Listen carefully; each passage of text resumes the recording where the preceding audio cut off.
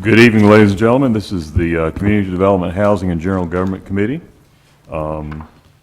We have a full agenda today, a number of items on the general agenda plus consent agenda. And with regard to the consent agenda, I can note that item C1C is being pulled by staff. There are developments in process there at this point, so C1C is off the agenda. Item C1B will be moved from consent to general discussion. The owner is here and wants to be heard.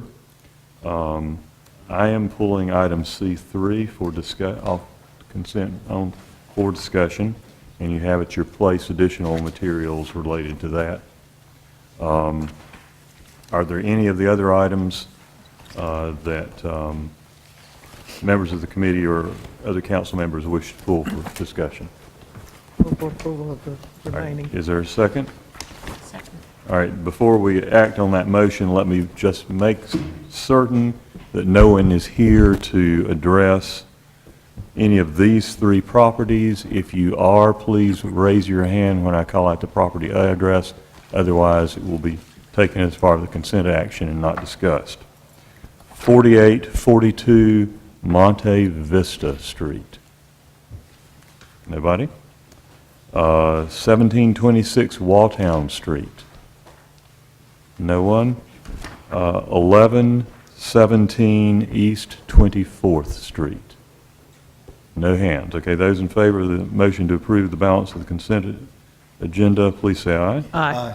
Any opposed, no. All right, then let's hear, please, item C1B. Ordinance ordering the demolition and removal of a structure pursuant to Chapter 10, Article 5, Section 10-203F2 of the Code of the City of Winston-Salem, repairs more than 50% of the value of the structure. All right, and for the folks here with regard to that property, we'll hear first a presentation from staff on the background of the case and the recommendation, and then you'll have an opportunity to address the committee and be invited up front to do that.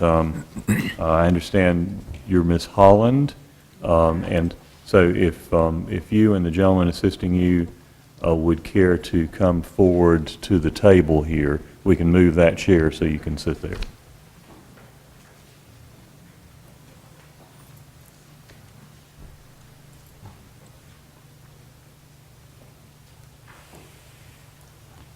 Either of those seats is fine.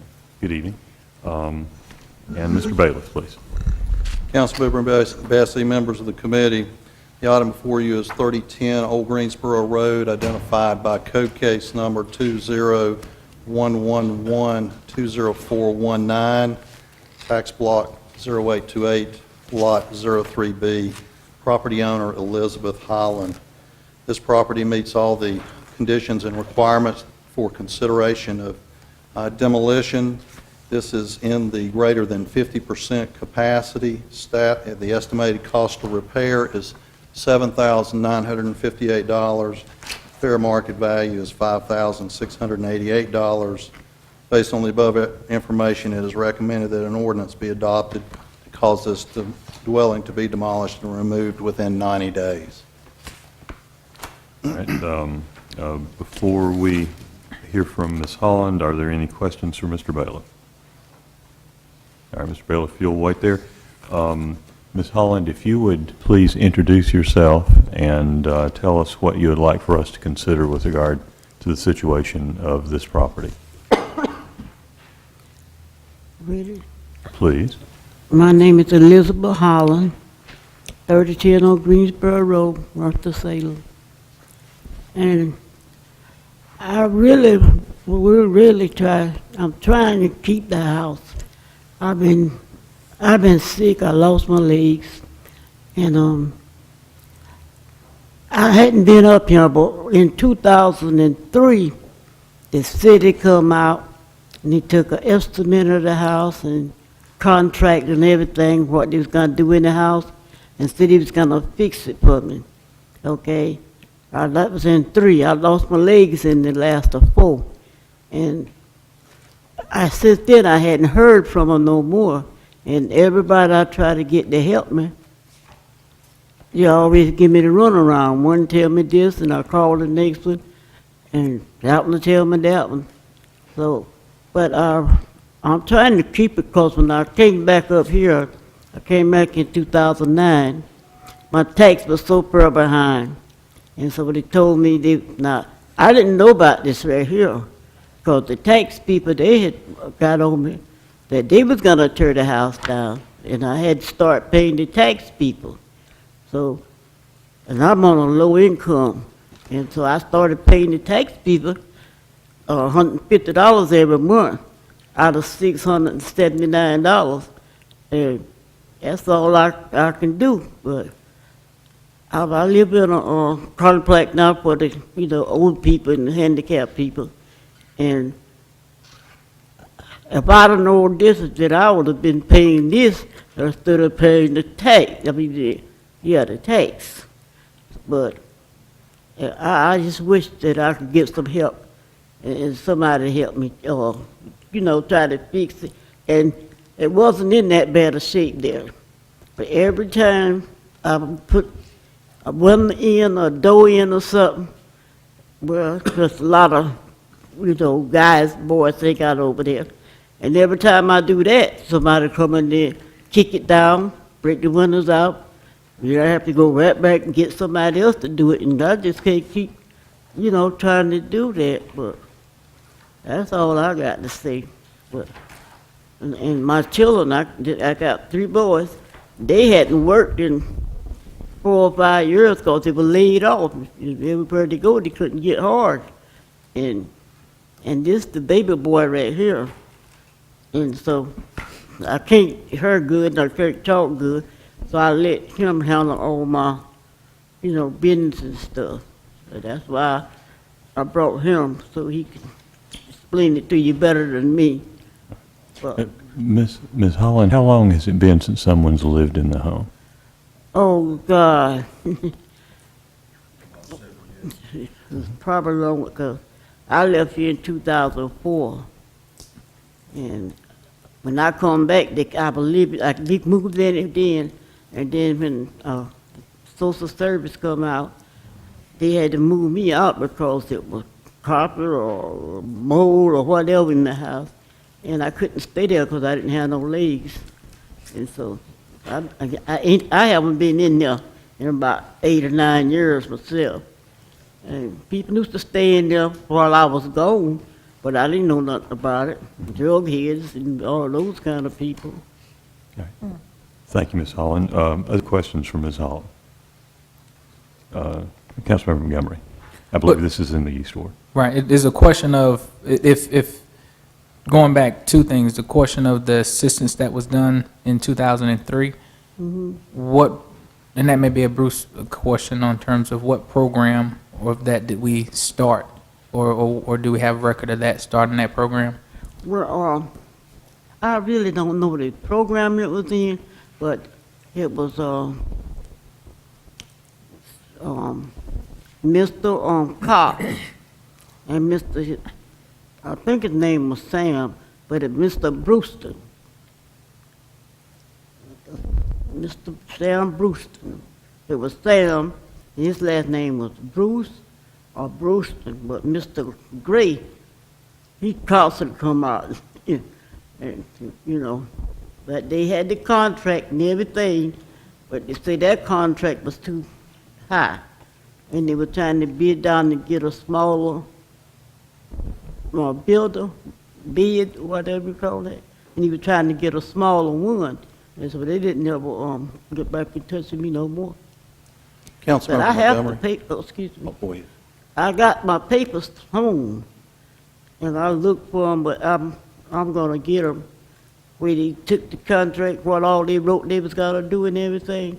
I got that home, but I didn't bring it, with me. Okay. Councilmember Montgomery, I spoke with Ms. Holland's son late this afternoon, and I contacted our rehab staff and asked them to check their records. They could not find any records where Ms. Holland had entered the rehab program as far back as 2003. I did explain to both her and her son just a few minutes ago that if she had some paperwork, if she could give me a copy of that paperwork, I would help her to track down or to back up. But at this point in time, my research, I can't confirm that she had entered the rehab program. Sir, would you care to introduce yourself, and if you have any additional information that we should take into account? If you'd use one of the mics, please. My name is Clifton Holland. I'm obviously her son. As she was saying, obviously there's some financial things going on.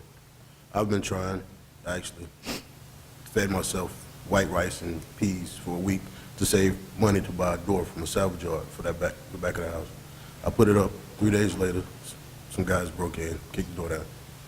I went in once before, actually riding with a friend, came past, smoke was coming from the backyard, somebody tried to set the house on fire.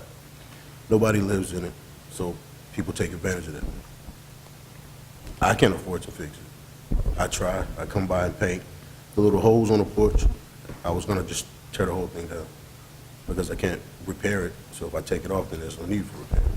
I've been trying to do little things. I keep the yard up. If I don't get around to keep the yard up, I ask people to do it for me, maybe $5 or $10 to some guys walking the neighborhood to cut the grass or whatever. She's really trying. It's just, she can't afford it right now. If anything, if there's any grants or the rehab program, if there's any financing available to help her keep her property, she could pay some of it back because she's paying rent now.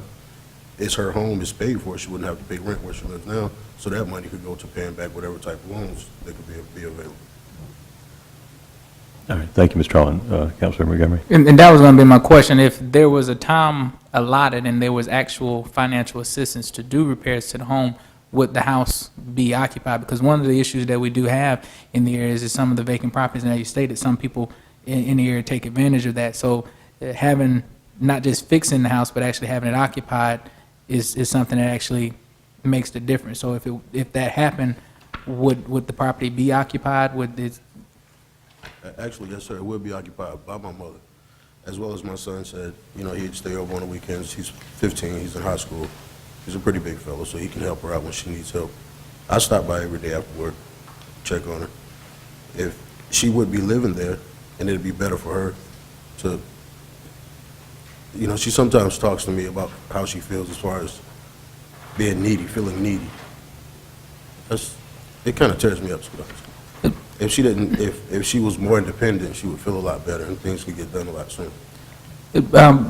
Chair and committee, I am willing, as a councilman this year, and I don't know if you take consideration of it, but one thing particularly, I'd be willing to work with the Hollands to identify some individuals in the community. For me, it's about not just fixing the house and putting money into it, but actually having it occupied, because you can spend the money on it, but if you don't occupy it, then you're going to probably see some of the same issues. And for me, being able to work with them to try to identify maybe some community resources that are there outside of programs that we have to help do some work in the house to get it to a place where it is occupable and handicap accessible, to have it occupied rather than torn down, I think benefits the neighborhood. But if it's not going to be that, then I think we're in that catch-22 where the property doesn't benefit the community, nor does it benefit you in the way that it is. Councilmember, how long do you anticipate it would take you to work with Hollins to get a look at it and make some recommendations to the committee?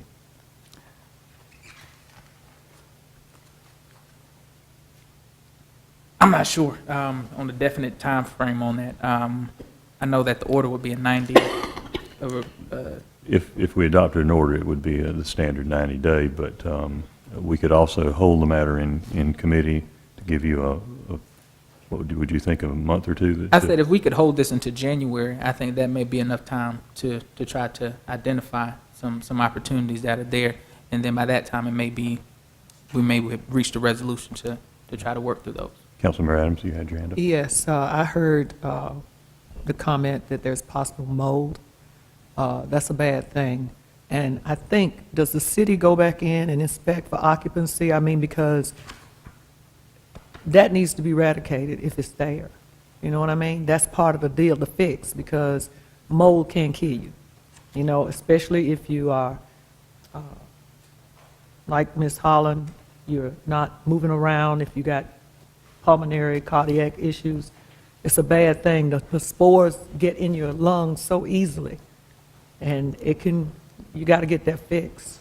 So it just means it's moisture under the house, and it's leakage or water somewhere, and you got to get that fixed. Councilmember Light? And certainly, I'm curious to about the answer pertaining to the city having a contract or some sort of deal. I'd like to make sure that we follow that up. Councilmember Taylor? Yeah, I agree with Councilmember Light and Councilmember Montgomery that we should take some time as a committee to figure out if there was some type of agreement in place between the petitioner or the owner and the city. Councilmember Montgomery has made a request to take some time, at least to January, to figure out if he can work with some community agencies to find some partnerships to help out. So with that being said, I would move that we continue this particular case, hold it in committee until our January meeting, and hopefully all sides will have their information together and we can move forward at that time. Second. All right. Let me just urge Councilmember Montgomery, if you can make a realistic review. It looks to be in pretty rough shape, and we'd hate to see Ms. Holland go back to a dangerous situation for you. Other discussion? Hearing none, the motion is to continue the item to January. And those in favor, please say aye. Aye. Any opposed, no. And Ms. Holland, Mr. Holland, if you would meet with Councilmember Montgomery to talk about arrangements for him to meet with you later, please. Thank you. Thank you, sir. Thank you. Thank you, Mayor. Thank everyone for your time. Thank you for coming. you. I believe that the next item is item C3, please. Ordinance amending Chapter 62 of the City Code entitled Sanitation.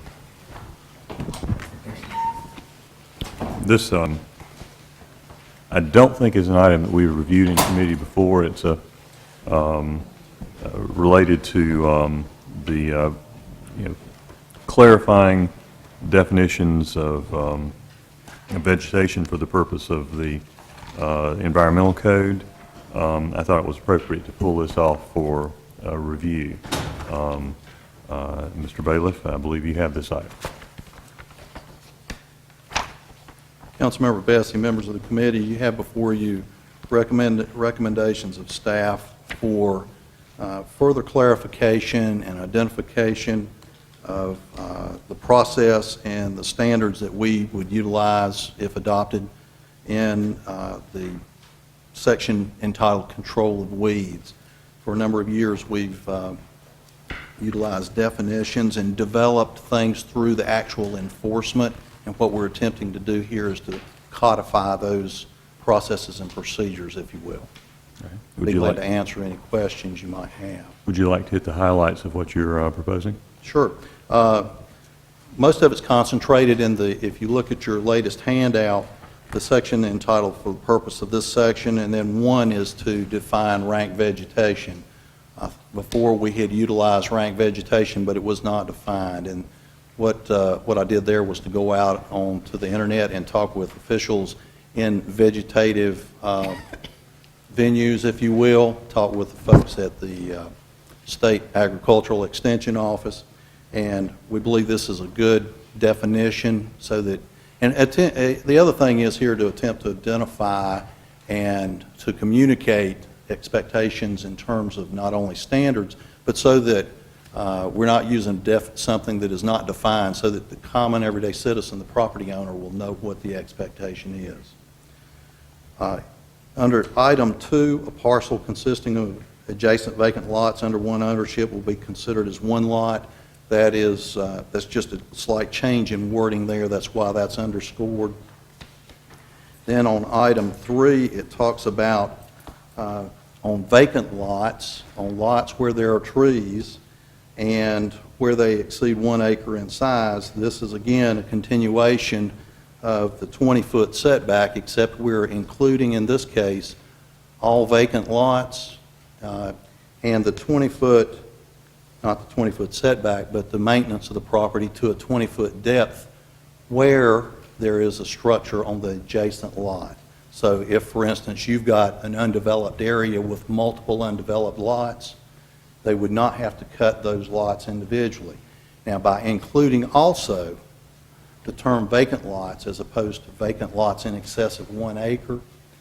For instance, I'll give you an example. I've had inquiries, and under the current ordinance, let's say that we have a vacant lot that is less than 1 acre in a series of vacant lots that are under one ownership. But this one lot, for instance, 0.7 acres, if you will, is owned by one individual. Under the current ordinance, they have to cut the whole lot to under 8 inches. They have to maintain it under 8 inches, while those adjacent lots meet this exclusion. And so what we're attempting to do is, under those circumstances where you may have a subdivision, for instance, and some individual lots that may have already been purchased by individuals, but they're not owned contiguously, if you will, is to have the same standard for those individuals until obviously it's built on. Item number 4 is for the maintenance of the lots. We have always maintained that the lot should be maintained up to the improved road surface. Where you have lots that meet the exclusions, vacant lots, lots with trees on them, etc., there's always been a discussion, and where this case what we're saying is that we would like for those lots to be maintained to a depth of 20 feet. If you don't mind, I've got some pictures. I'd like to show you what I'm talking about here. Pictures may be worth more. That would be helpful.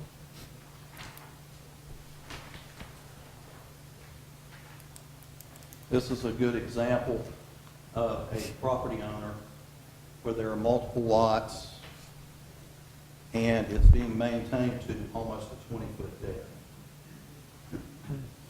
in an area that's undeveloped, as opposed to this right here. This right here.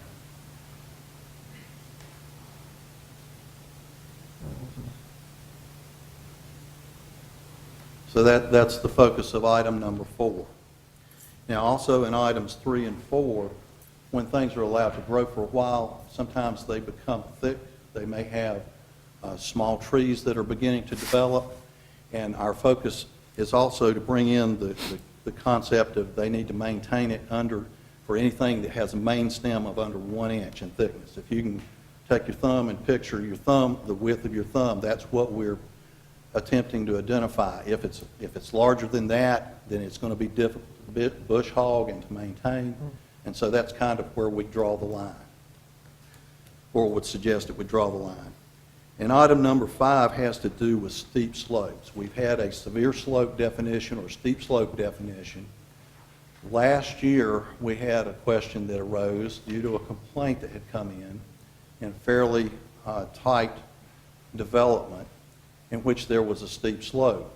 And the initial answer to that was that it was no violation. However, we looked closer, and the steep slope, if you will, came down and it had little terraces or little seats or little banks. And what we're attempting to do here is to, one, define what a severe slope is, i.e. greater than 40% from the horizontal.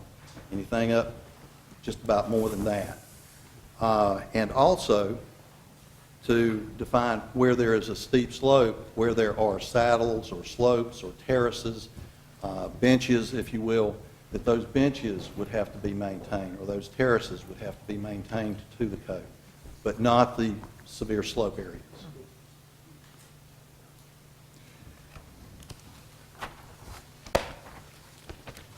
In paragraph 1, defining rank vegetation,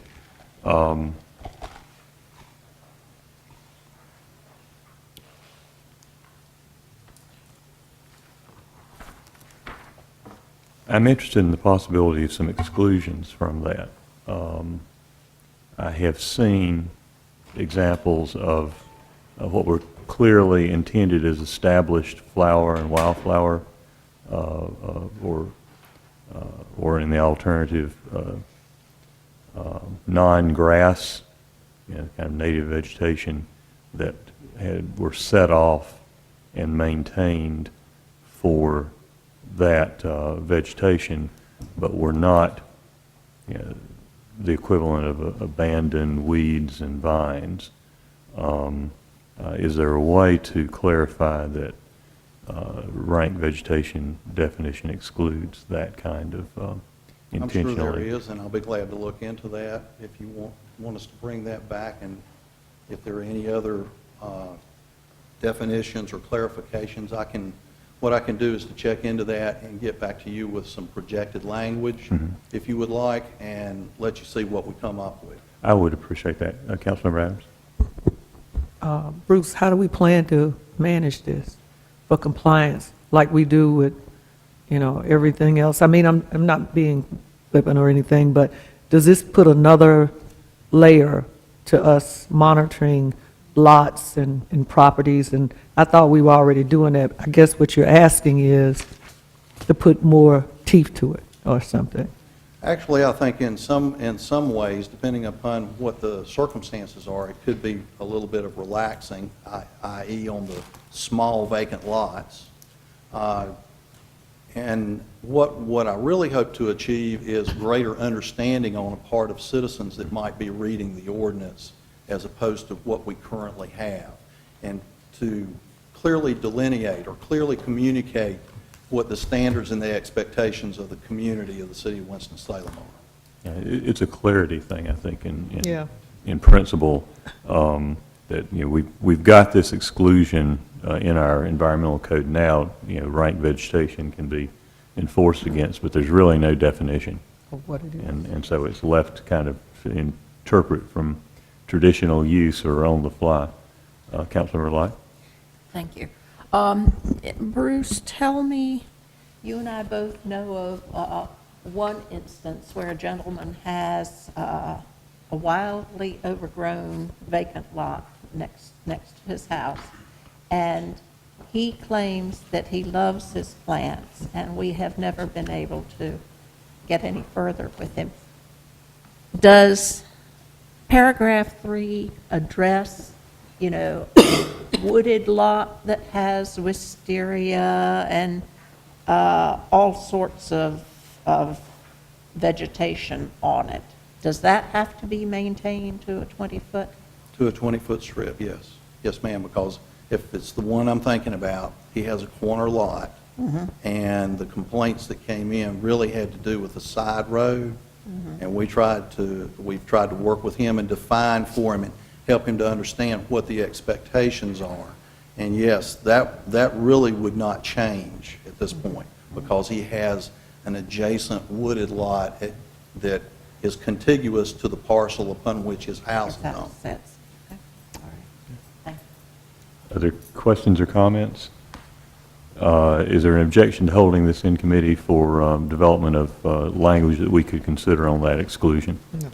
All right, if hearing no objection, then let's hold that, and December, January, what do you think? Would you like January? January would be fine. Okay.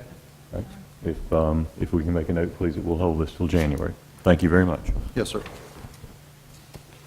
I believe that completes the items that were pulled from the consent agenda and would return us to beginning consideration of the general agenda. First item, please. Chairman Bessie, Yes. staff wishes to continue item G1 until December or January to gather additional information. Is there any objection? No objection. Hearing none, do you prefer December or January? Since items are due on Monday, we probably better go for January. All right, then let's hold that over to January, please. Item G2, please. Resolution approving a donation of public art sculpture to Habitat for Humanity of Forsyth County.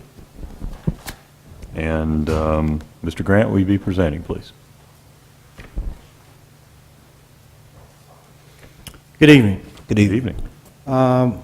We received a request from Habitat for Humanity of Forsyth County asking the city to consider donating the Habitat sculpture back to Habitat for Humanity.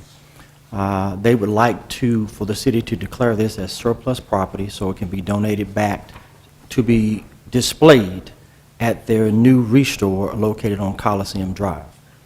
As many of you probably remember, the Habitat sculpture was a birdhouse that was displayed for a few years over outside of the Wachovia Tower.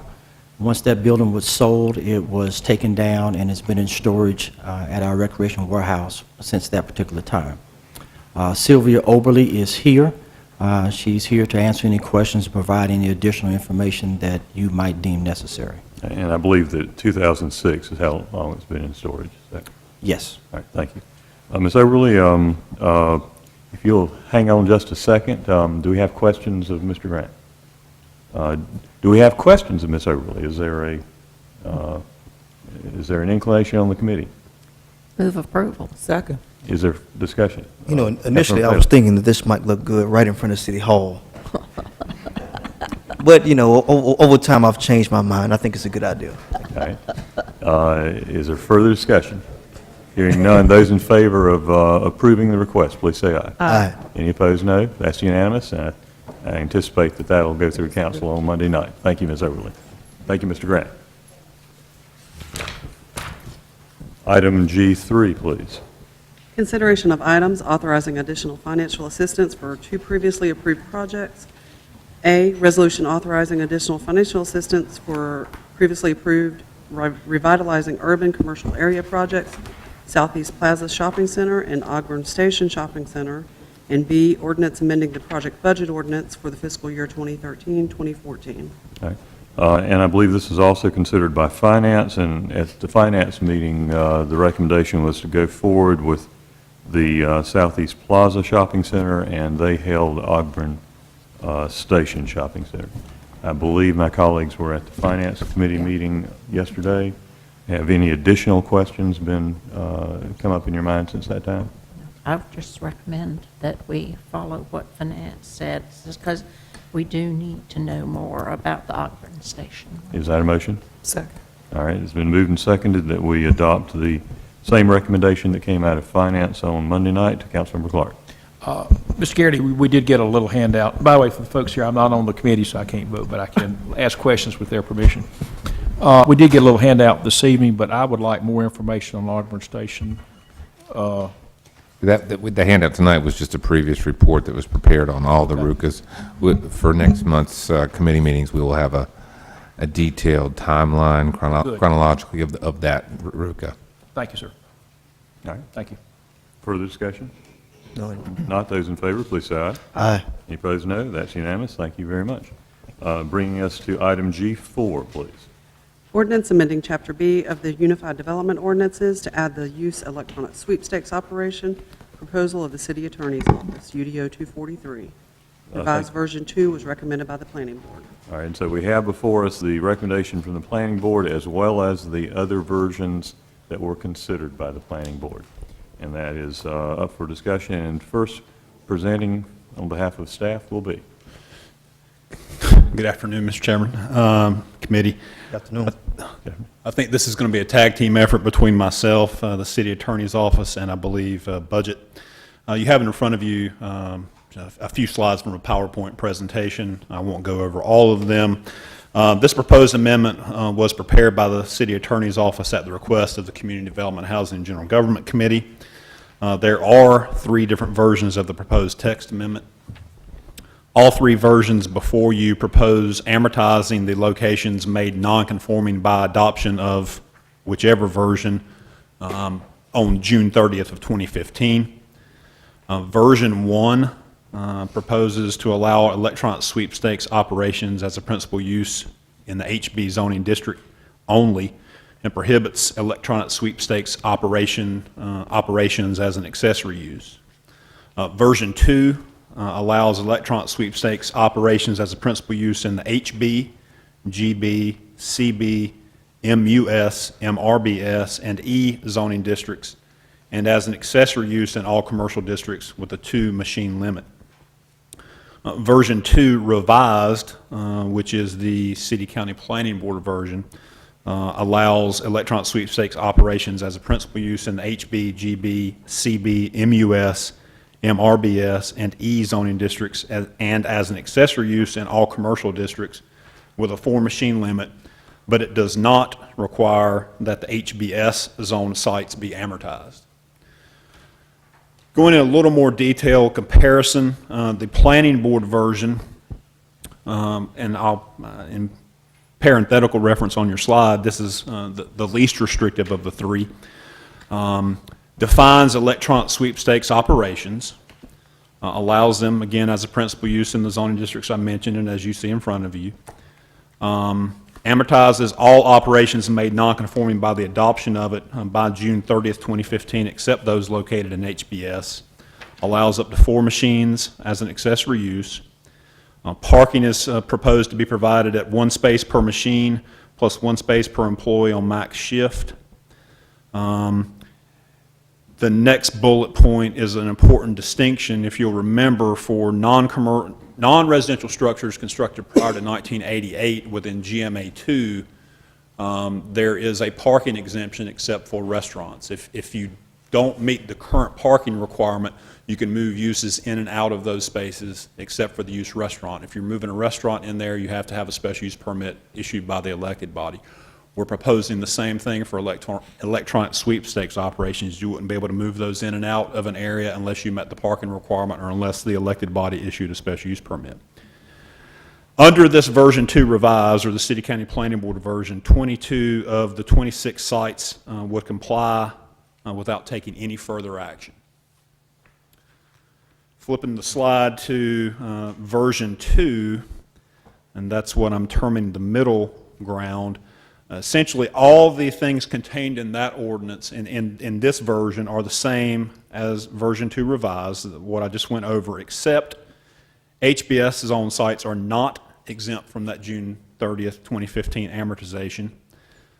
There's a maximum of 2 machines allowed as an accessory use, and under this version, 15 of 26 sites would comply without taking any further action. 18 of the 26 would comply by reducing 3 of those that are accessory uses, reducing from 4 machines down to 2. Taking a look at the next slide, which is version 1, which is termed most restrictive.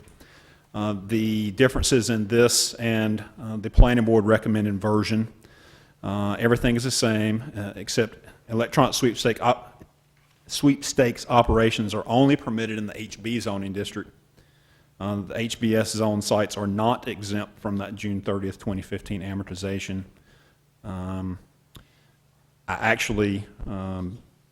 What I have on that slide is incorrect. No machines are allowed as an accessory use. And under this version, 11 of 26 sites would comply without taking any further action. Whenever I say further action, without coming back to either ask for a rezoning or taking, again, some other action that would bring their site into compliance.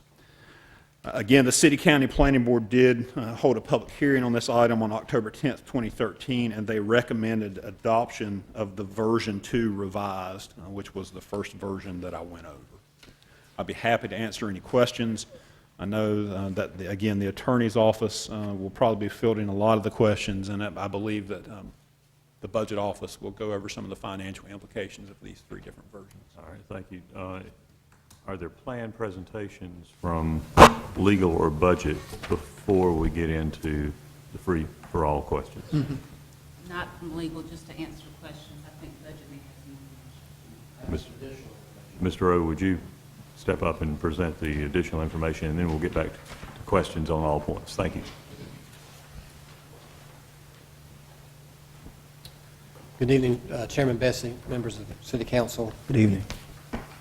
In addition to the memo that was included with the action, I've also prepared an allocation of the net revenue from the electronic sweepstakes operations that's allocated based on location and not just the allocation provided in the memo, which was by ward. So I have that handout.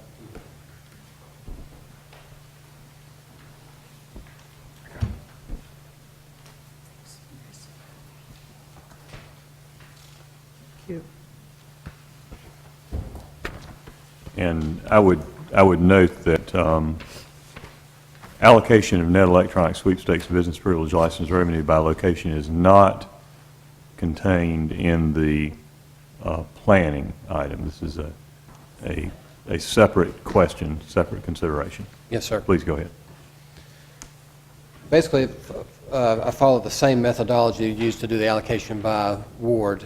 Right now, based on current fees paid, the 26 operations have generated about $491,000 in total business privilege license fee revenue.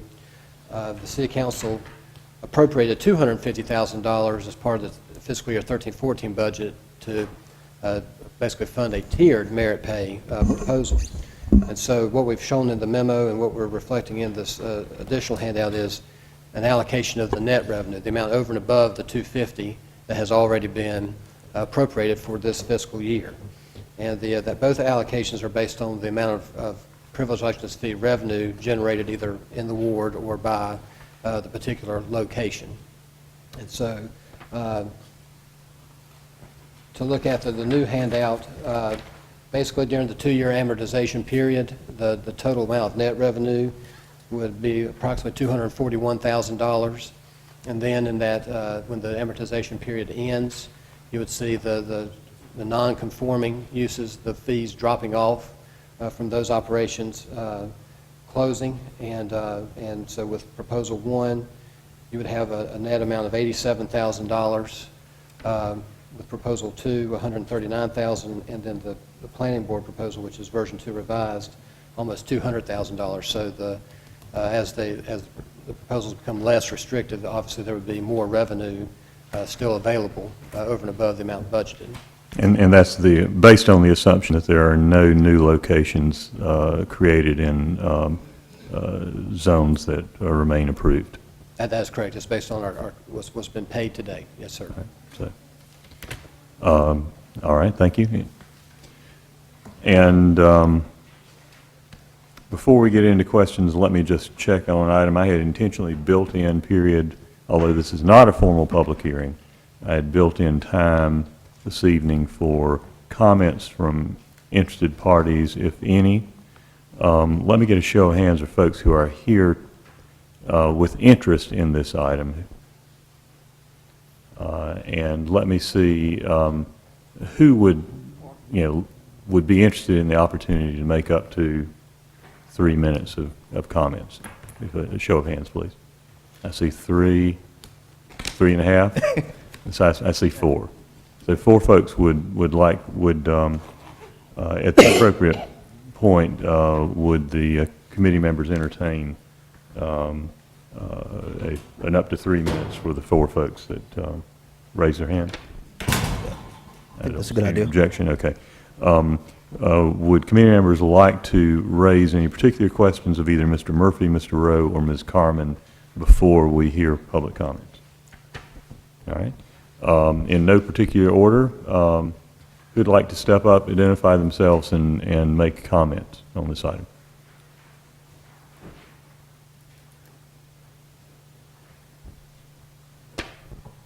Good evening. My name is Melinda Dunnigan. I live at 1875 Mallard Lakes Drive, 27106. And I'm here representing the Winston-Salem Neighborhood Alliance. And I just want to make 2 points. One is this is not a single neighborhood issue. While it might have had its genesis in some issues with Washington Park, we have other neighborhoods who, maybe people who are here who would like to speak from other neighborhoods who also have concerns about these operations. The main issue for the Neighborhood Alliance is that the sweepstakes operations don't impinge on neighborhoods. In other words, that they're not zoned in such a way that they can negatively affect neighborhoods. So the 2 proposals that were under consideration originally, version 1 and version 2, I think both accomplished that in that they had required that these operations be in very intense commercial districts, either HB alone or HB and some other very intense commercial districts. And I think both of those were reasonable. When the planning board, when this came to the planning board, there was a new option, the revised version 2. No one in my group had ever heard of that. We came to the planning board meeting and we were totally surprised. We'd never heard that this had been changed. So we just have some questions about what this means with the exemption from amortization for HBS, how many businesses that would be. I don't quite understand why HBS would even need exemption if you allow the operations in HB. And that's just an issue that I don't have clear in my mind. I don't think we're really, we would prefer something more like version 1 or version 2, adding in the additional 2 machines in the accessory use. I think makes it a little more intense. And so, that's just our position on this at this time. So, thank you. Thank you, Ms. Dunnigan. And who's next?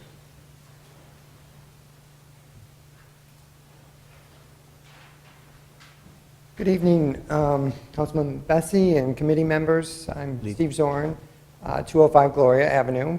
As president of the Washington Park Neighborhood Association, I speak on behalf of many of the residents in our neighborhood. We have particular concern of sweepstakes operation that is currently in existence in our commercial corridor. And we've worked tirelessly with City Attorney Angela Carmen on this issue, and we are in support of either version 1 or version 2, not the revised version. We perceive that sweepstakes operations has a negative effect on land use in terms of traffic and noise and nighttime disturbances, and even crime.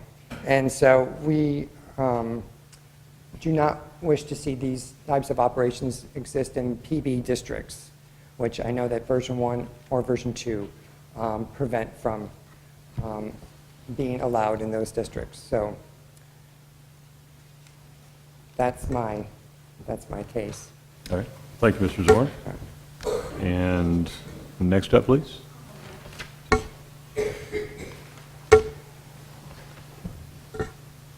Carolyn Highsmith, 3335 Anderson Drive. I'm here representing Cottonwood Hills Community Association, where I'm the president, and also I'm vice president of the South Winston-Salem Community Coalition, which is a coalition of multiple diverse neighborhoods in South Winston-Salem. I'm also here concerned about the fact that the revised version number 2 was presented at the planning board public hearing, and the citizens, both the planning board and the citizens who were there with versions 1 and 2 in front of us were upset that this was allowed to go through without any prior notification. Given that, the Cottonwood Hills Community Association had gone to that particular public hearing in support of version 2 rather than version number 1, because we're surrounded by highway business quarters, and we thought that version 1 was too restrictive if you have neighborhoods impacted by highway businesses and shopping center areas. So we thought that expanding to version 2 was an acceptable compromise, given that you would be restricting parking and only having 2 accessory uses. However, the revised version 2.0, we're totally opposed against, because that just is expanding sweepstakes operations to a greater usage throughout Winston-Salem, especially where you're adding 4 video game terminals at all these places, and you're exempting highway business special HBS sites from the parking restrictions. So we are opposing this revised version number 2. Thank you. Thank you. And one other hand was up.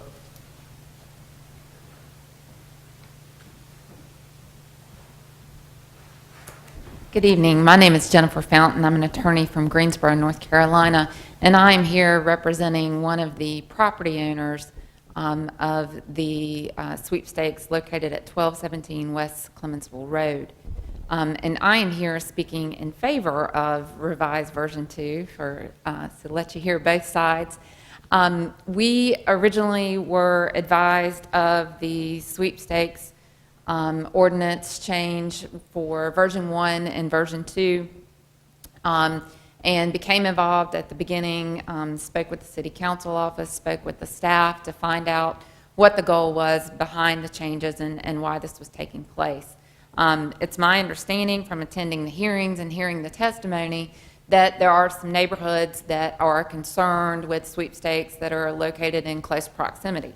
It's also my understanding that the sites that were most offensive were in the LB and PB. I'm sorry, it's different language here in Winston than it is in Greensboro. But that those neighborhood zoned business areas. Ours is in a HBS designation. It's not HB, I think Mr. Murphy tells me because of square footage issue. So it's an out parcel that is located just across the parking lot from that large strip center there. That site has been difficult to lease. The client went through numerous times, lease specials, brokers, all kind of efforts to lease that property, and was finally able to do it with the sweepstakes. There has been no complaints that my client have received. I don't believe that the city attorney's office has received any complaints about this particular site. And we thought that the first two versions were too broad, reaching too far in reaction to a couple of neighborhoods complaining. And so gratefully, the staff and the city attorney's office and the planning board was willing to look at it, and they broke it down very effectively, I thought, about, okay, well, let's look at how many businesses are going to be affected by these different ordinances, and let's look at how we can tweak it. And I think the tweak, version 2 revised, is the most effective tweak to, A, address the problem of your citizens of not putting these places in the middle of neighborhoods, and B, to allow ones that are already there in progress in an HB-S zone to allow them to continue to conduct business. Now, there are other resources available to the city. If a particular site is a problem, there's nuisance laws that you can go after instead of such a sweeping resolution to target and affect other businesses, other employees, and impact when they're not the cause of the problem. So we would respectfully ask you to agree with the planning board and keep version 2 revised. Thank you. Thank you. I had a question for staff that you may be able to answer. How many of the existing locations are in HBS zones?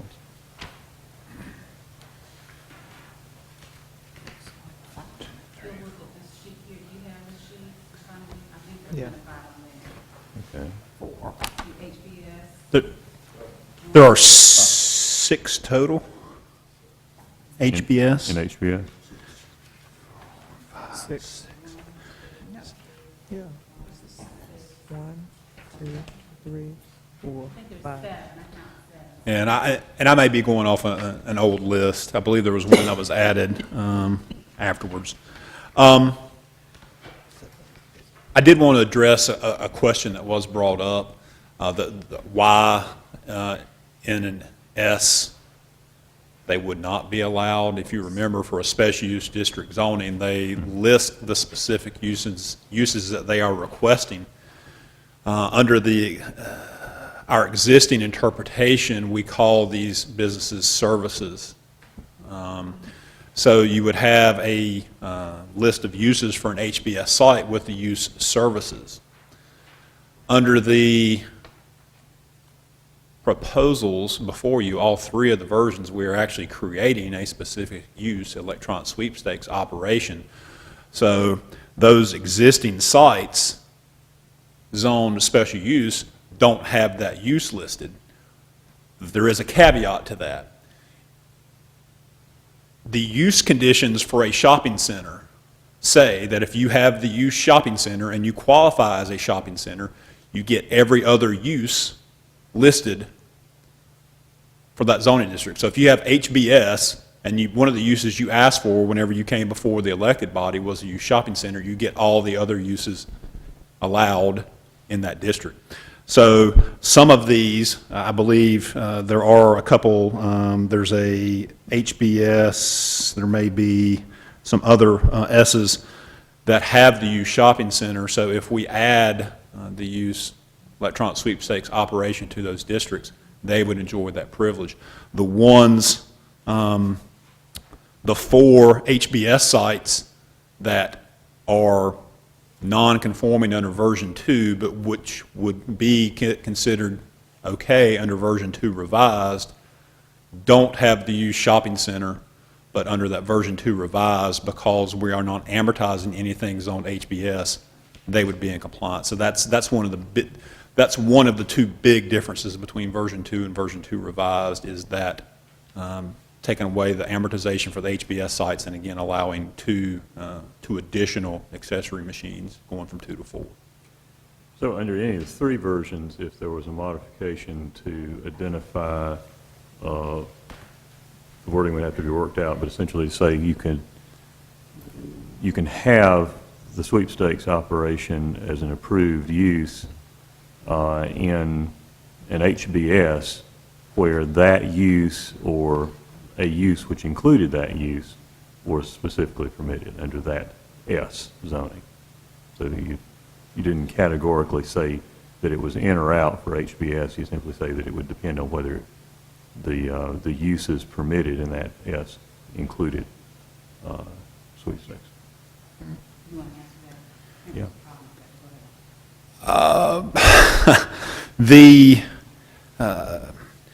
The way we structured, looking at comparing the ones that were conforming and non-conforming for versions 1, 2, and 2 revised, whenever I said 11 of the 26, and it may be 27, don't comply with version, 11 of the 27 do comply with version 1, 18 of the sites do comply with version 2, and 22 comply with version 2 revised, without taking further action.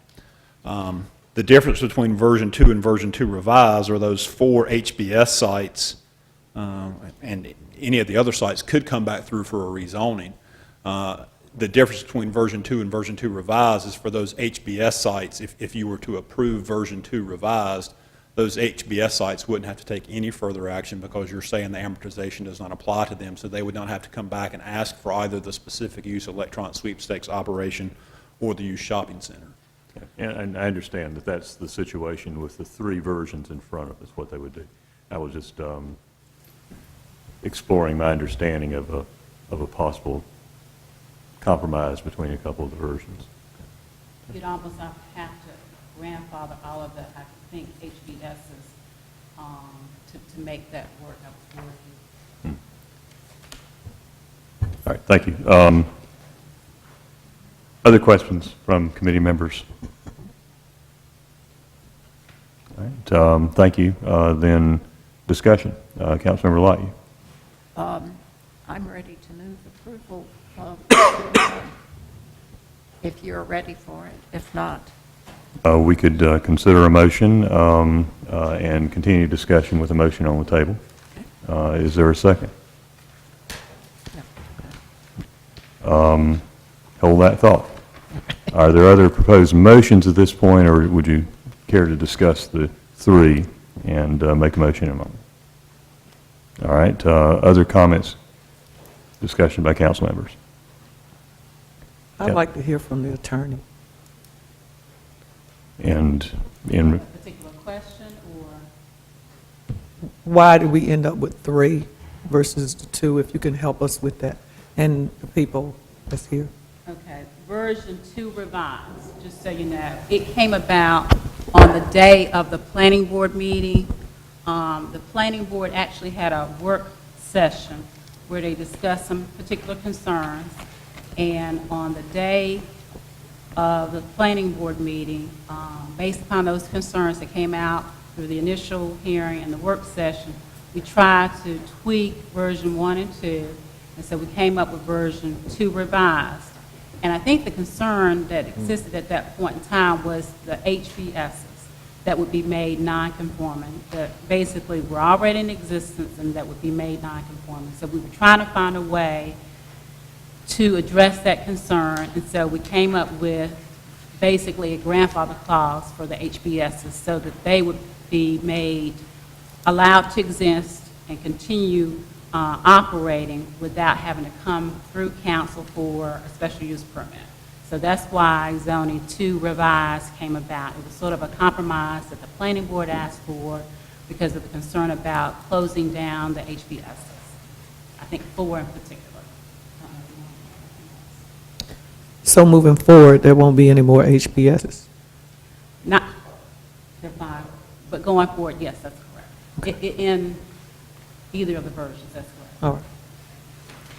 All right, before we go further in discussion, I should have noted that the report from the planning board will go to the full council. The question is whether the committee wishes to send it with a recommendation from this committee.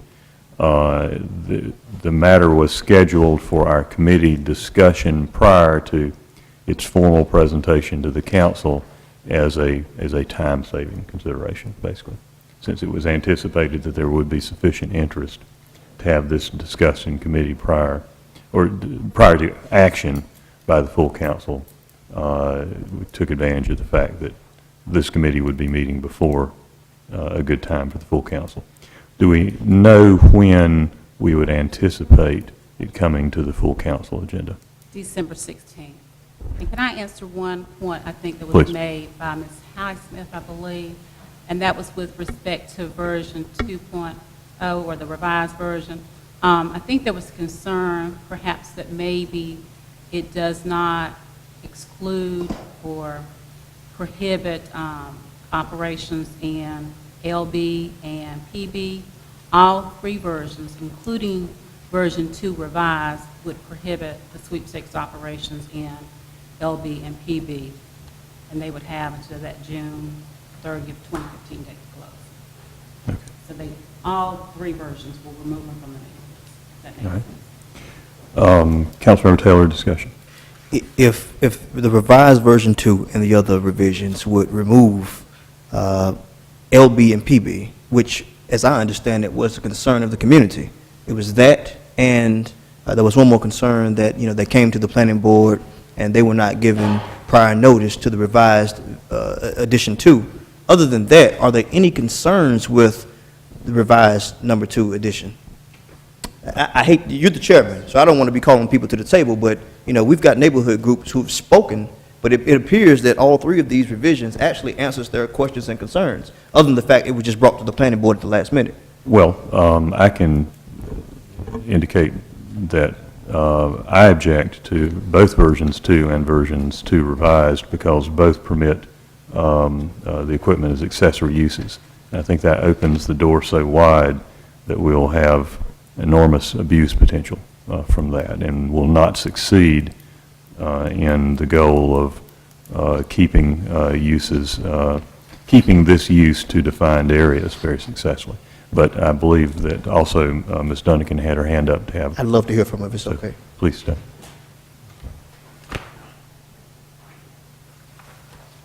Yeah, that's my concern, that especially you're going from version 2, between version 2 and version 2 revised, you're doubling the number of machines you can have in accessory use. And that, I think, is opening up the door to things that we don't even know what the consequences will be. I would be concerned that instead of actually limiting the areas that in which the uses are permitted, we might inadvertently be encouraging more locations in areas that could be problematic. Well, and Mr. Chairman, that was my reluctance to second Councilmember Light's motion. I just wanted to get a feel if we could kind of make things work for all parties who were here, come to some type of compromise. But I did just want to touch very briefly. I know these 2 items are separate. Is it appropriate to just make a brief comment about the other one, or do we want to keep it germane to this one here? Since it's potentially relevant to decision on the first point, please feel free to comment on that. Well, I'll be very brief. We've heard the report from Mr. Rao, and the resounding sentences that I've heard from the community was that they believe, and I share similar thoughts, that sweepstakes operations have the ability to negatively impact neighborhoods. And since we don't have the ability to say you can't operate sweepstakes operations, I thought it would be a pretty good idea to definitely designate net business privilege license revenues for our RUCA program. Since, we cannot regulate whether these things exist or not, if you take a look at the education lottery, that money at some point in time was earmarked for education. And, if you look at where these sweepstakes operations are located, I would go on record saying I believe that they suck the life out of the communities that they exist in. And if they're going to suck the life out of those communities, why not use any business privilege fees that we have above the baseline and use those for economic development projects and for revitalizing our urban commercial areas in the communities in which they exist. So I didn't really want to speak as to, I think we should probably move it forward without a recommendation, or I'd be willing to second number one. But also I think if they're going to be in our communities, they're going to be in our neighborhoods, at least the monies that are raised, as far as taxes are concerned, can be used to revitalize and for economic development in our communities. All right, thank you. Further discussion, Ms. Carmen? I was just going to make a suggestion, if I may. For version 2 revised, I think the planning board took, in terms of accessory use, the number from 2 to 4. We can certainly, committee could consider maybe revising that from 4 to 2. Back to what was originally proposed. We could, if a majority of the committee is interested in permitting this equipment as accessory uses in any district. I personally am not. I would be interested in moving version 1 forward as a committee recommendation with some further exploration of how we might tweak the language as it refers to HBS, so as to get to what I think the intent would be of only permitting the use in HB zonings where this kind of use was intended to be allowed. And it may be difficult to craft wording that would do that. But it's my view that, broadly speaking, the category of HB is potentially appropriate for this use, most appropriate category for this use. And there are circumstances when the S was crafted in a way to exclude uses with similar impacts to sweepstakes operations, but there are other cases in which the S limitations would not be intended to exclude this kind of use impact. And I would not want to knock it out of those uses where this kind of operation would be considered, appropriate, generally, simply because it was an HBS instead of an HB. Right, and that's an easy, in my mind, it's an easy fix. Just do a grandfather clause for the HBS, which is what I mentioned earlier. So if that's what you're interested in, I think we can do that. Yeah, that would be a possibility. Further discussion. We can move this forward without a recommendation. We can move forward with a recommendation. Unless there is another motion, Councilmember Light, would you like to offer that motion again? Yes, I would move that we approve version 1, which is what this committee asked for without all the tinkering. So I move that we suggest the full council version 1. Is there a second? I second that. Would the mover and the seconder consider including language such as grandfathering? The grandfather for the Definitely. HBSs? Yeah. Definitely. All right. Is there further discussion? The only further discussion, Mr. Chairman, that I'd like to have is, there are two parts to this thing, and I want to make sure we keep that out in front of us. Yeah. What are the next steps? It appears here that the use of the net revenues would have to be approval must be met by the city council. Mr. City Manager, if we're moving forward as one unit here, where do we go with this concept? Councilmember Taylor, we'd have to bring a budget amendment, I believe, Mr. Rao, so that based on the estimates of, well, we know what they are this year, but based on the estimates of what we'll receive for the current year, we'd want to bring a budget amendment to allocate that, those excess revenues to the RUCA program. All right, and I would suggest that that would be appropriate for you to make a recommendation for a motion as a separate item, not as a part of the, of any recommendation on the text amendment. Before I voted, I wanted to make sure I had some clarity on that. Thank you. I didn't want to get left behind. Yeah, I would rule that a separate motion would be in order. Thank you. And if I may comment, I think because of the unusual kinds of impacts, the potential for late night heavy usage, and the problems that that can arise from that, it's my view, and the reason why I favor the modified version 1, it's my view that we should limit this particular use to those areas that are designated highway business and are situated to, or in those cases, the HBS, that are located in a situation designed to carry the traffic from extensive travel-oriented use. I mean, these are not neighborhood-oriented uses. They are drawing folks in from outside the neighborhoods in which they sit. There are a number of instances in which we have, general business zoning that's appropriate for, or other types of restrictive zoning that's appropriate as a neighborhood use. I don't think that, that a use such as this that carries the potential for extensive on-site user activity late into the night is generally appropriate for most of those other categories, which is why, and along with the concern about allowing accessory uses to other categories, is why I prefer version 1 or the modified version 1. Again, just a statement of explanatory explanation on my part. Other comments? If not, there is a motion on the floor to recommend the consideration by the council of version 1 with that modification. Those in favor, please say aye. Aye. Any opposed, no. That's unanimous from committee.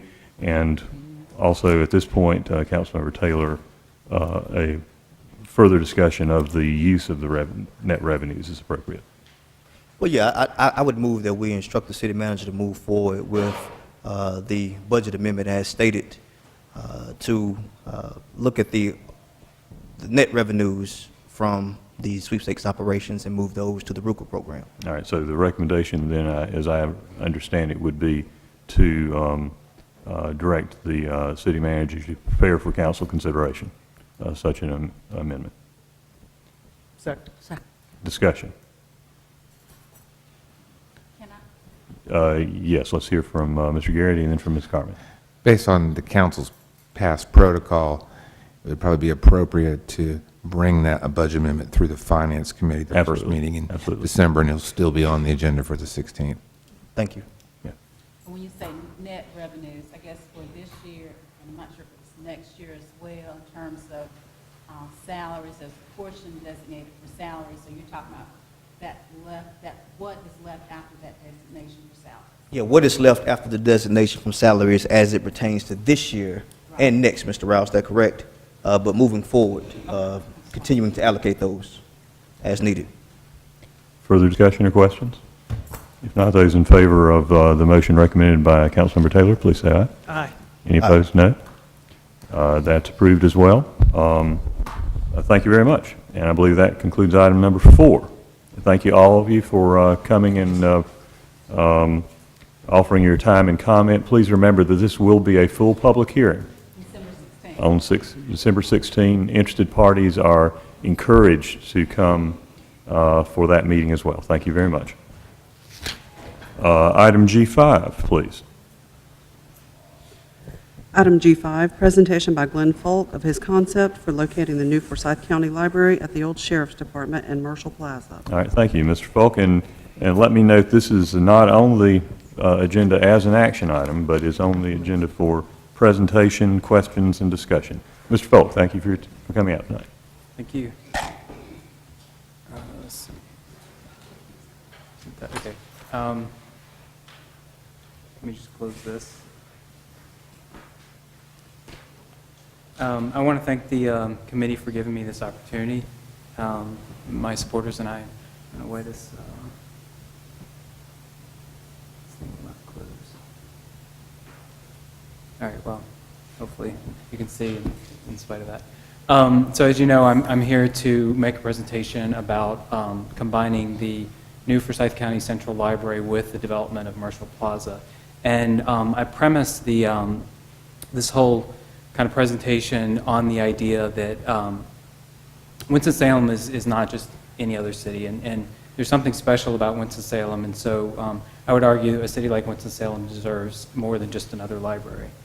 Let's see. Sorry, I'm having technical difficulties here.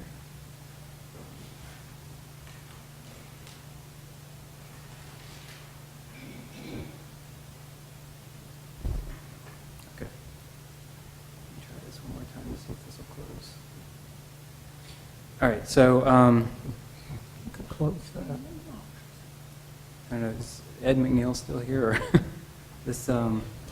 You could click on that X and it might close it for you. I keep clicking on it and it won't. Several times. Yeah. There we go. Sorry. All right. Okay. Persistence. So, as you know, this is the current situation. On the left, you have the original Carnegie Library, and then the 1953 and 1980 structures. And I would actually throw out the idea that, sorry, I'm having all kinds of technical difficulties here. I apologize. I'm used to a Mac, so. So what I would throw out is that we should, since we're more than just another city, we should aspire for a library that really celebrates who we are as a community. And so I would say that we should look back to the 20th century prototypes, those being the Boston Public Library on the left and the New York Public Library on the right. The thing that ties these two facilities together is they both sit on prominent, important urban squares, Copley Square in Boston and Bryant Park in New York City. And both of them have these grand reading rooms, which you can see in the images, overlooking those grand public spaces. As far as contemporary libraries go in the 21st century, I would look to Des Moines as a great case study for Winston-Salem. Des Moines is a similarly sized city, and they built a library that responds to contemporary technological needs, and they also included features such as the green roof and the energy efficient skin, which actually saves Des Moines 25% on operational costs, as well as they took the cues from the New York and Boston public libraries by having the library anchor an important public square in downtown Des Moines. If Boston and New York were the prototypes of the 20th century library, then Seattle has definitely emerged as the prototype of the 21st century library. And I would argue that they took the cues of actually putting it on a park, but since it's Seattle and it rains all the time, they actually put the park on the indoors and made this grand urban room. So that brings us back to Winston-Salem, and wanted to show this slide because you can see to this point right here, if you can see the cursor, that's where the existing central library is. And then the site that I'm proposing is right here, which is the Marshall Plaza Sheriff's Department site. As you can see, that it's really in the densest, most active part of downtown. Another important thing to note is if you look at the yellow box at the center of the slide and the red grouping around it, that is the Sheriff's Department property and the Marshall Plaza property. The important thing to note about this is that it's equidistant. That site is equidistant from East Winston to the West End, from Old Salem to the Martin Luther King North Liberty corridor. And I think that underscores the importance of this being a library for the full community. Also, the transit center is 1 block to the north. If you look on the slide, if you can see where the cursor is, which I guess you probably can't, that outer ring, which is a 10 to 12 minute walk from the Sheriff's Department Marshall Plaza site, is actually where the existing central library is. This is a zoom in of that site, and one of the key things to think about in terms of this slide is to the left of the Commercial Plaza site, you've got Restaurant Row, which is very successful. Above it, you have the Trade Street Arts District. To the right, you have the Innovation Corridor.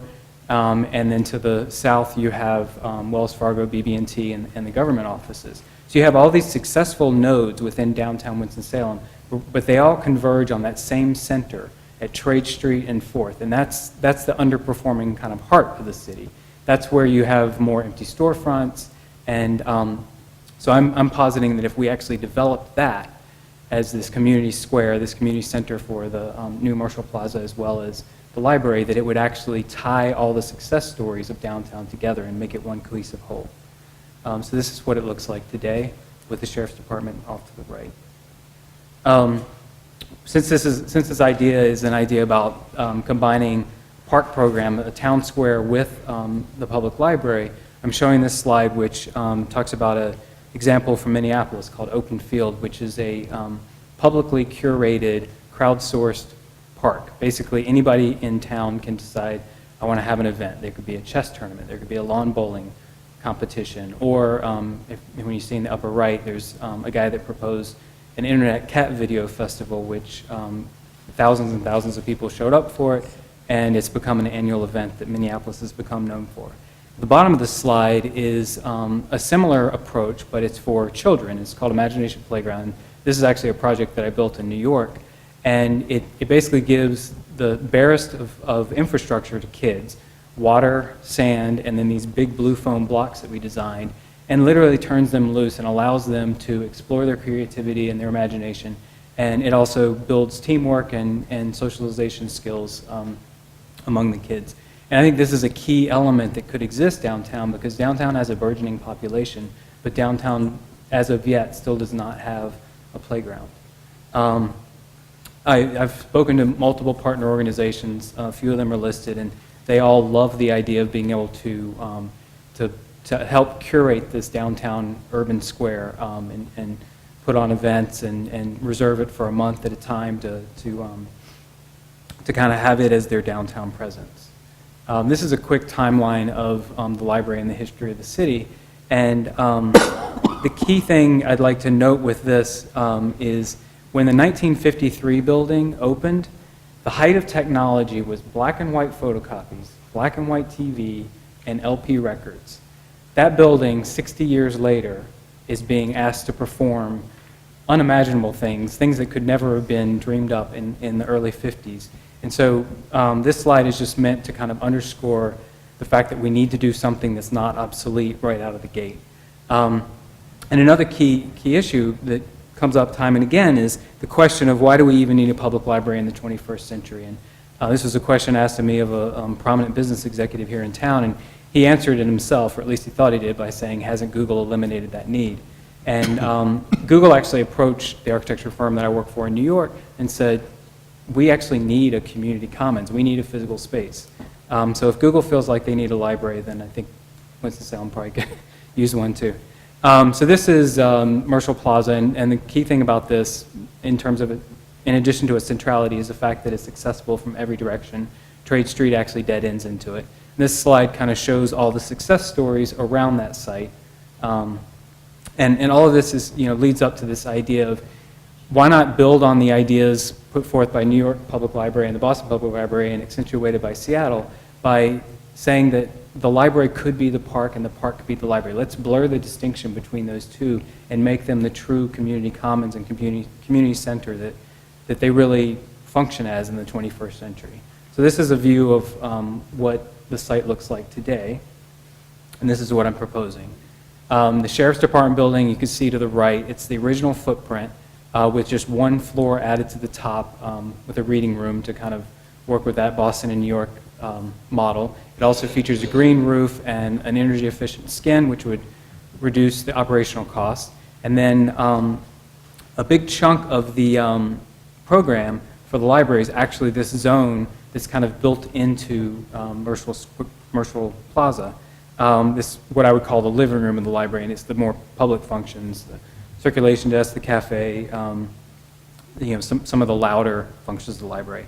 And then if you see 4th Street to the left, The whole park and library would actually be accessible at grade directly off the sidewalk of 4th Street. So it would open up off of 4th Street, and the termination of trade is this grand public park facility as well as library. And, this slide kind of shows a look and a feel of the different components. There could be a revenue-generating auditorium space, which would be directly beneath the amphitheater that is up against the Pepper Building, and there's an image of what that could look like in the upper left. Below that, along 4th Street, you could have an area with birch trees, fountains, and loose tables and chairs, sort of like in Bryant Park, for people to come and have a quick bite to eat, or maybe you set up a chess table, a chessboard. At the south or the bottom of the slide, there could be people watching risers, which you can see the wood risers in the lower left. The playground idea has a home there. The amphitheater could have, an event stage that could be programmed for all kinds of things, from swing dancing to you could do National Black Theater Festival. When they come to town, they could do teaser scenes for the upcoming performance and actually sell tickets right there for the night's performance. And then at the very center is what I'm calling Winston Crossing, which is, this is actually literally taken from the design of Salem Square, where the paths cross at the center. It'd be a beautiful glass skylight to pour light into the library, and fronting that would be the front porch of Winston-Salem, which would be complete with rocking chairs and a cafe. And then at the bottom center of the slide, you can see kind of a view of what the very light and airy open living room portion of the library would feel like. So this is a view of the front of the library and the park. This is literally if you're standing in front of the CVS on the corner of Trade and 4th Street, this would be your view. And a lot of people stop me and they're like, oh, so you're proposing putting the library underground. And I'm showing this slide to put that to rest, that you're very much looking at the library as well as the park. The library is not underground. The park is not necessarily on top of it. They all just kind of blur and become one and the same. And this is a view from the corner of Town Run Lane and 3rd Street. So 3rd Street would stay exactly as it is today. You'd have parking for 100 cars basically on the site, because you could just pull out the dirt that's there right now to make the Civic Plaza land, and have space for 100 cars. I've talked to 2 different contractors in town. They both said that this would cost 50 cents on the dollar to build this versus doing a ground-up, brand-new parking deck. And and you can see at the center is the living room. It's very open and light and very visible. If you were to come out of First Presbyterian Church, this would be your view. You would see this very dynamic, active thing, and then you can see the trees and the greenery up top. That would be a great place to have a picnic. So one of the key issues with this is the economic impact. Greenville, South Carolina, which Falls Park on Reedy River is the upper right slide, or upper right image. Greenville in 2000 spent $13 million to build this park, which is actually a bigger park, so it's a bigger price tag. In the first 8 years that park existed, the city saw $100 million of private investment. That included a satellite campus of a local college, a new hotel, residential, retail, office buildings. I mean, the full mixed use. It's one of the most active parts of downtown Greenville. Detroit, which are the 2 images in the middle, Detroit is obviously the poster child of everything that's gone wrong with cities and city financing. They actually built a very similarly sized park to what I'm talking about in the center of their downtown, and they've seen $450 million of private investment, even with the problems that Detroit has. And that includes, you can see in the image to the center left, a brand new building from Ernst & Young, as well as a 4,000 employee new headquarters for CompuWare right on that square. And the CEO of CompuWare said, the reason I brought my company to downtown Detroit was because of this square. New York City has built the High Line. It's only 2/3 complete. They've already seen $4 billion of private investment. And I know New York is many times larger than Winston-Salem, but if you drop a couple zeros off $4 billion, that's still a lot of money for a city like Winston-Salem. Similarly, libraries have economic impacts as well. The Pittsburgh Carnegie Library, which is their flagship Public Library attracts 500,000 more people per year than the Pittsburgh Steelers and the Carnegie Science Center combined. And that converts into $91 million in combined economic output. Seattle's new library, which I said was the prototype of the 21st Century Library, in its first full year of operation, they had 2.3 million visitors. That's compared to 660,000 visitors the year before. And those new visitors translated into $15.6 million of new spending in Seattle that did not exist before. Des Moines, they're so proud of their new public library that it actually shows up on their tourist websites. The city's Visitors and Convention Bureau actually put the image of the library on their homepage to try and attract people to come to see their library as a tourist attraction. Rockville, Maryland built a whole $350 million redevelopment of their downtown around their new library. So this is just a teaser of what the type of development that could actually follow this investment in downtown Winston-Salem. I think it would definitely make the Pepper Building and the courthouse projects as popular and as successful as the Nissen Building. I think it would also jumpstart development talks about the Reynolds Building because it's just a block away, and it's a really strong step forward for the city, as well as potentially the parking lot on the corner of 3rd and Liberty could get developed. So the list is endless, really. I mean, if you start to think about how many economic development opportunities there are in that area. So this is a really quick breakdown. I spoke to two of the oldest and largest Winston-Salem-based contractors, and this is a quick breakdown of some numbers they gave me, just to give you an idea of what we're talking about. So the bond was for $28 million. That's county money. It's already in the bank. The existing Sheriff's Department building has 40,000 square feet of space. To do the renovation that I'm talking about, they gave me a number of $200 per square foot. So that comes out to $8 million off the $28 million. So we're down to $20 million. To add the one floor to the top, which is a little bit larger because it's cantilevered so that you can see it coming down Trade Street to kind of be an inviting, compelling, dynamic piece of architecture, that would be at $280 a square foot at 14,000 square feet. Comes out to roughly another $4 million. So we've spent $12 million of the $28 million from the county. Then there are 3 levels that are shared by both the park and the library. That would be the parking that's directly accessible off 3rd Street, the floor of the living room section of the library, and then the floor of Marshall Plaza above that. So, and those are seen in these 3 slides. So since that's a shared component, that's where potential city funding as well as the remaining $16 million of county funding could go. So based on the numbers that those contractors had given me, which was $280 a square foot, when you have $16 million, if you want to build a 68,000 square foot facility, which would basically be that red footprint that you see there, which would give you the parking level, the living room floor for the library, so 68,000 square feet of space for the library, plus 68,000 square feet of space for Marshall Plaza, which is roughly 1.5 acres, somewhere in that neighborhood.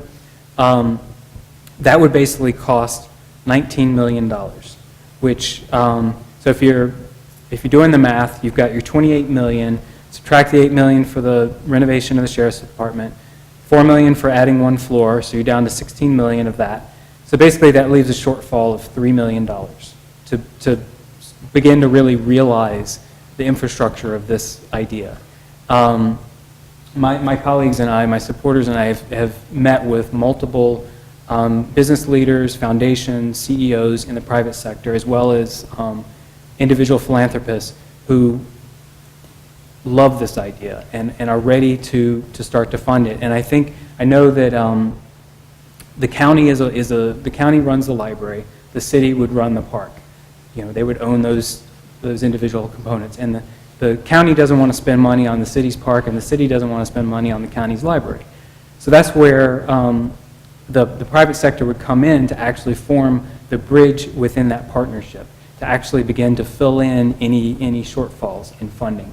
So that money could actually be earmarked to go towards plantings, and fountains and park benches, as well as to computers and furniture for the library. And you also have the potential of, I know there's the upcoming vote on the business improvement district, which that could actually be tapped as a way to maintain and operate this in terms of, increased security or garbage collection and stuff like that. And then you also have the potential of a shared revenue generation shared between the city and the county with features such as the public auditorium, which would be something that could be rented out, as well as the green roof deck, which could either be designated as a restaurant where the proceeds are shared by the city and the county, or it could be an event space that gets rented out, or some kind of a combination of both. So I think there are inventive ways to bolster and supplement money. One of the things that I actually mentioned to Councilman Taylor was the idea that the county would still own the parking lot directly behind the Sheriff's Department building. That land will now be worth a lot more than it currently is. And so perhaps the city and the county take joint ownership of that. And so when they sell that land to a private developer who's going to want to build a mixed-use project, because now it's on Commercial Plaza, one of the best addresses in town, the city and the county could actually share the proceeds of that sale. You also have the potential of selling the parking lot at the corner of 3rd and Liberty, and maybe that gets attached to the TIF that's in place for the Pepper Building and courthouse. So I'm showing this slide because you might have seen some stuff about me in the paper and my friends and supporters. We've reached out to everybody who will give us 10 minutes and talk to a lot of people, and I'm just listing a few of them. But it's really, it's been about 80 one-on-one conversations, plus about 525 people on Facebook that are very active and have been following this. We really haven't had a negative comment on this. Everybody sees this as a great idea, and these are actually some of the comments that have been made. And one comment from actually one of downtown's biggest employers and a local CEO, he looked at this and he was like, this is a no-brainer. I could use this to recruit young people to move here to work for my tech company. I mean, this becomes part of my pitch and my sell. His daughter, who's 13, was like, this is totally cool. My friends and I would be down here all the time. A Wake Forest student who actually, a group of Wake Forest students saw me make this presentation, and they've asked to help push this forward. And one of them sent me an email today, and he said, if this project is selected, there's a very high chance I will end up moving here to Winston-Salem after graduation and try and start my business here. He wants to set up a business of food trucks, and he was like, this would be the perfect place to set up shop. A local arts leader who was here in Winston and then left and then came back, he said, we used to do great things here. Now we seem to aspire to mediocrity. Let's do this just so Winston-Salem can be Winston-Salem again. And speaking of those Wake Forest students, they actually put together a survey because they were really interested in the city's ability to retain them and other students from the local universities, as well as recruit young people to come and make their careers here and start their families. And so these are just a few of the questions that they asked, and this went out on the listserv at Wake Forest, Winston-Salem State, School of the Arts, and Salem College, as well as Forsyth Tech. And what quality of life factors will help you decide where to live after graduating, and does Winston-Salem have these factors and qualities? The answer to does Winston-Salem have these factors and qualities in their mind, 7% said yes, 16% said somewhat, 75% said no. On a scale of 1 to 10 as to whether or not you would suggest having Winston-Salem as a city to live in, it came in as a 4.66, which means less of them thought it was somewhere they would recommend to live. And lastly, would you like to work in Winston-Salem after you graduate? 6% said yes, 94% said no, and of those respondents who said yes, 2 of them said yes with no qualms. The other 5 all had either family or romantic relationships that would keep them here. And I'm just saying that to underscore that this is an opportunity for the city to do something game-changing and for the city to make a statement and really be Winston-Salem again. And, obviously I'm probably a little bit too close to this, but I honestly think that this this would be a catalyst for Winston-Salem to say to the rest of the state, to the rest of the country, that this is a city to be reckoned with, not a city to be dismissed. Thank you very much for your time. Thank you, Mr. Fulton. I almost started clapping, you know. Yeah. That was good. Thank you. Questions for Mr. Fulton? I'd like to make a comment. Please. One of the things I notice, people that may not be from here, they have a tendency to attach labels to our city, and yet you want to do something big. If we're called mediocre or mediocrity, you will turn off a lot of people in this city because we're very proud of Winston-Salem. Again, I always stress to people, just because we don't move at the pace of Atlanta and Charlotte and Raleigh and Greensboro, that has not prohibited us from doing great things, and we will continue to do the great things. But I just caution you, and even with the survey numbers, I would caution you, if you have not done a diverse group of people from different sectors of the city, and you landed on downtown people, you need to be inclusive. You just need to be inclusive, and please, don't call my city mediocrity. I can't deal with it. That was me quoting somebody else. I understand that. I'm from Winston-Salem. I understand that. I love this city, and I don't think it's mediocre at all. I mean, That's like that Reynolds guy that called us, what was it? Bucolic. Bucolic. F. Ross Johnson. And we never forgot that, you know. No. So just And we make should. sure you use the right language at a level that people aren't disengaged from the process. Thank you. Mr. Fulton, thank you for a very interesting presentation. We appreciate that. Thank you for the time. Is there other business to come before the committee this evening? If not, thank you all for your time, and staff for staying late, and we are adjourned.